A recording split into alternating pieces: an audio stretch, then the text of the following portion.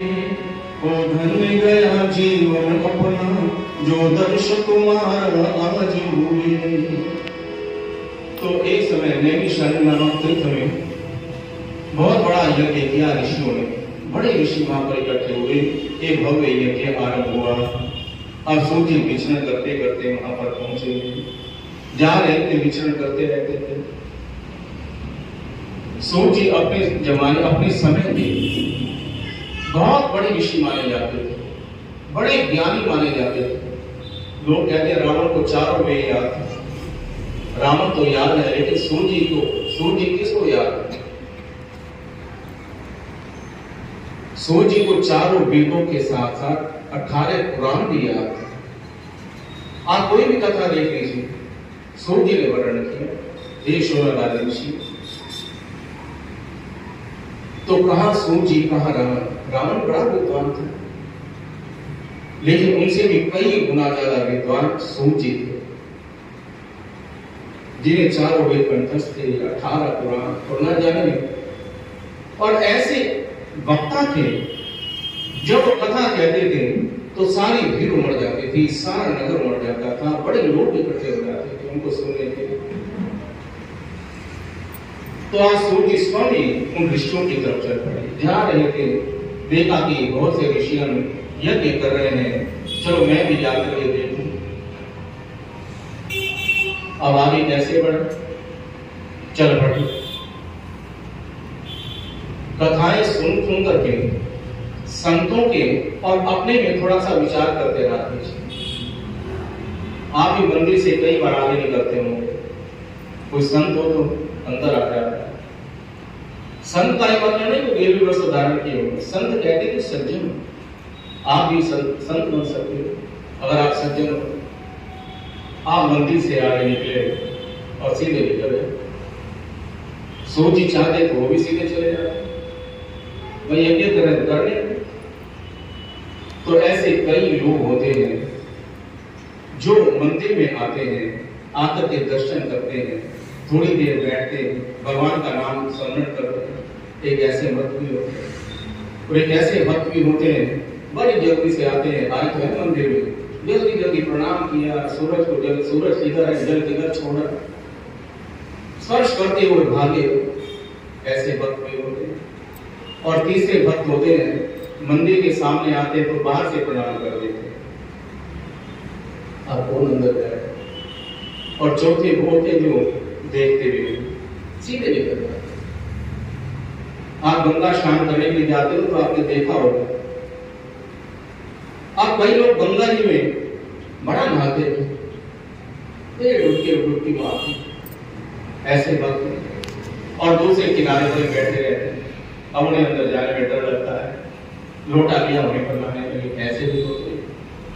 और तीसरे होते हैं, दूर से गंगा जी को प्रणाम करते हैं, बड़ी ठंड है, घूम जाए, बड़ा ठंडा पानी, या एक बूंद उठाई अपने सिर पर छिड़क। ऐसे भी होते हैं। और कई लोग दूर से प्रणाम करके चले जाते हैं।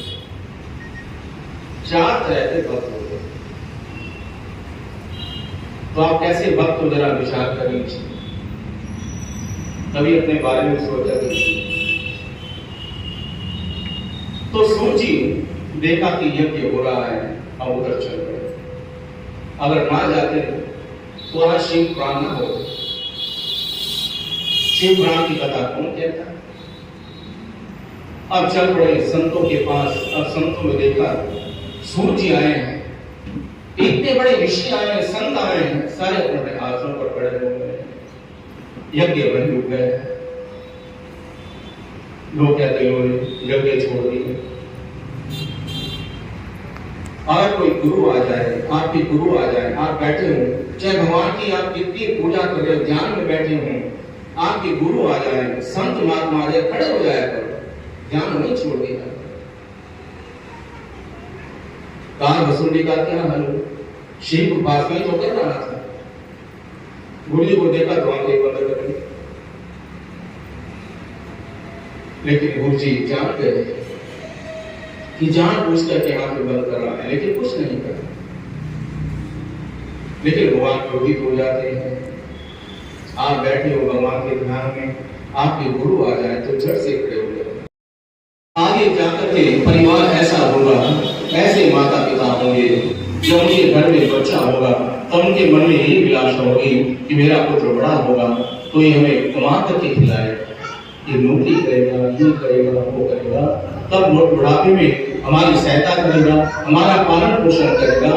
और माया मोह को इतना, माया में इतने अंधे हो जाते हैं, मुंह में इतना अंधे हो जाते हैं, इनका पुत्र कब बिगड़ गया उन्हें पता नहीं चलता। प्यार देने के बजाय, उनको समझाने के बजाय अपने मुंह से अपने बच्चों को बिगाड़ देंगे, उनका ही खून पिएंगे, उन्हें जान से निकल जाएगा। आज तो यही हो रहा है और आगे तो बड़ा भयंकर कलयुग आने वाला है। तो सूर्य जी ने शिव पुराण में बड़े विस्तार से वर्णन किए, सुन करके भी बड़ा आश्चर्य होता है, पढ़ करके बड़ा आश्चर्य होता है और उनकी हर एक बात सत्य प्रतीत होती है। तो ऐसा कलयुग आएगा तो महाराज हम अपने लिए नहीं, इन कलयुग वासियों के लिए हम आपसे कुछ कथाओं को श्रवण करना चाहते हैं। हमें कुछ ऐसा वर्णन कीजिए, कुछ ऐसा उपाय बतलाइए तो जिसे पढ़ करके, क्योंकि आपके मुख से जो भी निकलेगा वह एक पुराण बन जाएगा और उसी पुराण को पढ़ करके कलयुगवासी भी अपने जीवन का उद्धार करेंगे, अपने परिवार का उद्धार करेंगे ना। तो ऐसी कृपा कीजिए, हम अपने लिए नहीं दूसरों की भलाई के लिए आपसे प्रश्न करना चाहते हैं। और यहाँ भी देखिए इतना फर्क होता है, कथाएं होती हैं, बड़े बड़े कंपटीशन होते हैं, कथाओं में कंपटीशन होते हैं। तुमने ऐसी कथा की, मैं ऐसी कथा करूँ, तुमने ऐसे व्यास को बुलाया, मैं ऐसे व्यास को बुलाया, तुमने इतना खर्च किया, मैं इतना खर्च करूँ। और जब ऐसी कथा प्रारंभ होती है, कथा कराने वाले को तो आप देखा करो, आपको सभी मालूम हो जाएगा, कितना अभिमान होता है, मैं कथा करूँगा, मेरे कारण कथा हो गई, मेरे कारण इतने लोग आए हैं, मेरे कारण इतनी भीड़ हुई है।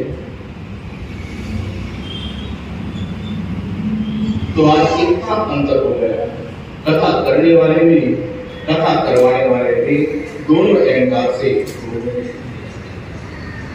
तो काय कहने वाला और करने वाला क्या करे? वक्ता को श्रोता देख करके अभिमान हो जाता है कि मेरी कथा में इतने लोग आए, मैं इतनी अच्छी कथा करता हूँ, अभिमान आ है।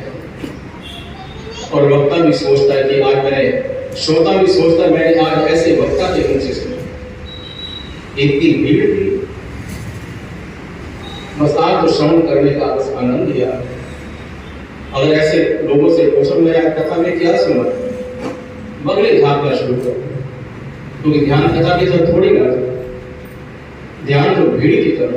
कितनी भीड़, कितने लोग बैठे और जान बूझ करके ताली बजाएंगे ताकि आसपास के लोग मुझे देखें कि मैं कितना बड़ा भक्त हूँ। नाचेंगे, उधर पर देखेंगे, आनंद थोड़ी ना रहे, दूसरों को दिखाने के लिए।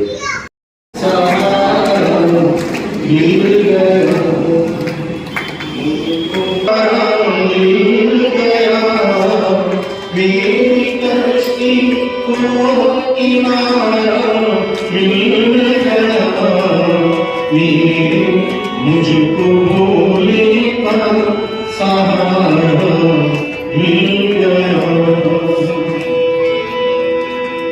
मैं किसी के पार जाऊं किस लिए, मैं किसी के पार जाऊं किस लिए। मुझे कहीं जाने की आवश्यकता नहीं, मैं क्यों जाऊं, क्यों? मुझको भूले का द्वारा मिल गया, मुझको भूले का द्वारा मिल गया। मेरी कश्ती को किनारा मिल गया, मुझको भूले का सहारा मिल गया। ढूंढती फिरती थी नजरें जो नजर संसार में आए किसको खोज रहे हैं। आज वो नजर हमें मिल गई, वो सारा हमें मिल गया। ढूंढती फिरती थी नजरें जो नजर प्यासी नजरों को नजारा मिल गया। प्यासी नजरों को नजारा मिल गया। मेरी कश्ती को किनारा मिल गया। मुझको भोले का सहारा मिल गया। अब नहीं परवाह नहीं धनवान की। अब नहीं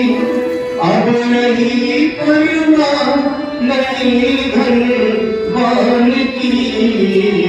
हीरे लालों का खजाना मिल गया। अब तो धनवान बनने की इच्छा नहीं रही। जब अमोल धन मिल जाए तो संसारी धन की आवश्यकता नहीं। मुझे तो राम नाम का धन मिल गया, मुझे तो शिव नाम का धन मिल गया। अब मुझे और किसी धन की आवश्यकता नहीं। मुझको भोले का सहारा मिल गया। गुरु मापति महादेव की, गुरु शंकर भगवान की। आप सभी लोग शंकर